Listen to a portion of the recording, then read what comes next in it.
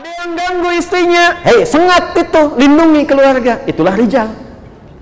Jangan istri diganggu, suami cuek aja, terusin aja pak. Ya. Perempuannya rembulan, laki-lakinya matahari. Ibu kalau baca surat Yusuf, kan Nabi Yusuf bermimpi kan?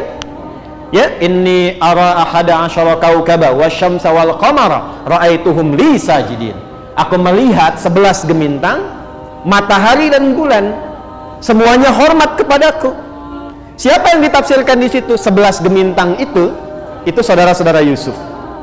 Mataharinya itu ayahnya, bulan itu ibunya. Kenapa laki-laki diilustrasikan dengan matahari? Karena rijal. Matahari itu fungsinya apa? Memberikan perlindungan, menyengat dengan panas, gitu kan? Ya, perhatikan baik-baik. Ada pakaian dijemur basah, airnya keringkan. Matahari kan? Sengat, berikan perlindungan. Dia kokoh, berwibawa, kuat. Ada air mata mengalir di pipi istrinya, hei keringkan itu dengan kata-kata yang baik, seperti matahari mengeringkan pakaian yang basah itu. Maka keluarlah kalimat-kalimat indah supaya air matanya nggak mengalir lagi. Ya, ada yang ganggu istrinya, hei sengat itu, lindungi keluarga. Itulah rijal. Jangan istri diganggu, suami cuek aja, terusin aja pak. Ya.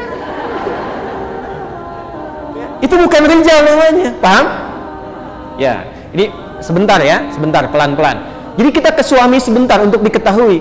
Setelah diberikan oleh Allah penjelasannya rijal, rajul, bentuk jamak dari rajul rijal, diberikan perannya. Dikasih 2 peran yang pokok. Nanti dahsyatnya, laki-laki diberi 2, perempuan diberi 2. Awas. Bima faddalallahu ba'dahum ala ba'din. Pertama, Allah menerangkan asas keadilan. Ingat, perbedaan tugas ini bukan ingin menunjukkan bahwa Allah anti persamaan, tidak. Yang ingin Allah tampilkan itu keadilan. Adil itu tidak harus selalu sama. Adil itu tidak harus selalu sama. Ibu punya anak 3, 1 sekolah di SD, 2 SMP, 3 SMA. Saya tanya, uang sakunya sama atau beda? Kalau ibu samakan, tanggung jawabnya kan berbeda. Tapi diberikan berbeda itu bukan karena ingin memberikan perhatian yang tidak sama, karena memberikan sifat apa? Keadilan. Jelas? Allah adil. Kata Allah sebelum menerangkan keadilannya, saya berikan keistimewaan pada masing-masing. Laki-laki istimewa, perempuan istimewa. Bima faddalallahu ba'dahum ala ba'din. Jadi desain penciptaan laki-laki dibuat kokoh itu, berwibawa itu, karena tugas pokoknya berikut kata Allah. 1. Qawwamuna 'alan qawwam.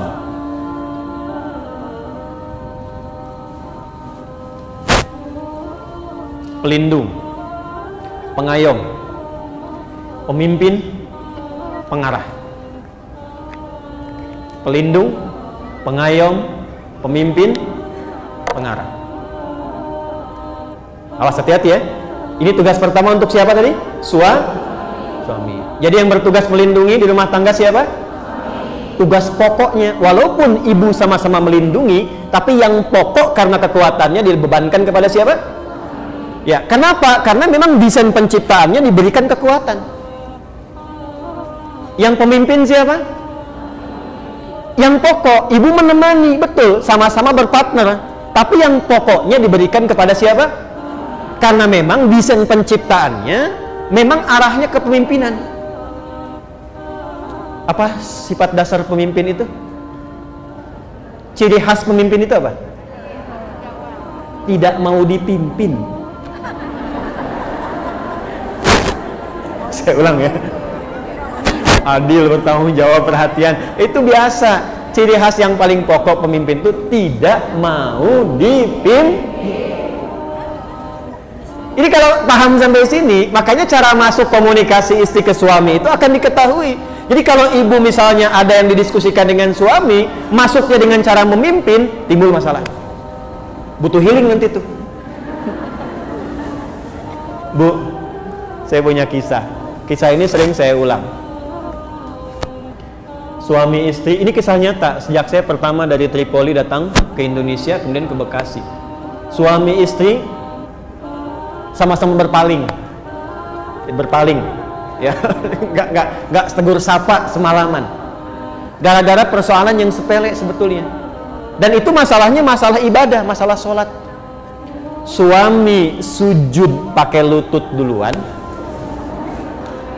pulang dari kantor macet, nyampe rumah nggak sempat ke masjid, sholat di rumah.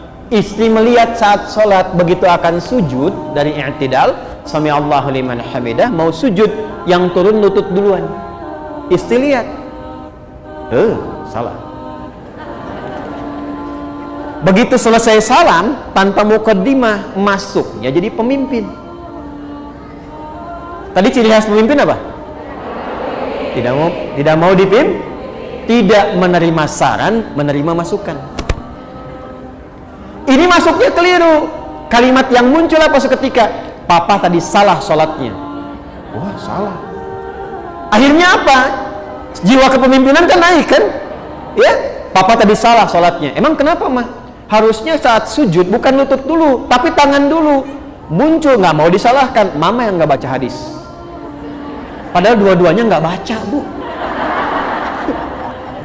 Akhirnya semalaman tuh ribut, diputuskan besoknya kita ke Ustadz Adi tanya, katanya, ya, datang ke tempat saya. Jadi ibunya pakai telapak tangan turun duluan, laki-laki pakai lutut. Disampaikan peristiwa itu, saya senyum. Pak, Ibu, dua-duanya itu ada di kitab yang sama. Namanya Sunan Abu Daud. Yang pakai lutut itu nomor hadis 838. Nih kanan bawah nih. Riwayatnya Wa'il bin Hujur. Yang pakai telapak tangan nomor hadis 840. Sampai 841 nih kiri atas nih. Ini riwayatnya Abu Hurairah. Kisahnya Abu Hurairah itu masuk Islamnya 3 tahun sebelum Nabi meninggal. Nabi meninggal usia 63 tahun kurang lebih. Jadi setelah Abu Hurairah masuk Islam itu usia Nabi itu 60 tahun, dan Nabi memang punya masalah di lututnya. Karena itu saat usia itu kadang beliau pakai tongkat, sholatnya juga menyender karena lututnya bermasalah. Makanya ketika menyampaikan hadis tentang sujud, sujudnya pakai telapak tangan karena waktu itu lututnya bermasalah. Hadis dari Wa'il masuk Islam duluan, Nabi masih kuat. Sujud, turun pakai lutut. Tapi ini bukan ingin menunjukkan bahwa pakai telapak tangan itu karena lututnya bermasalah.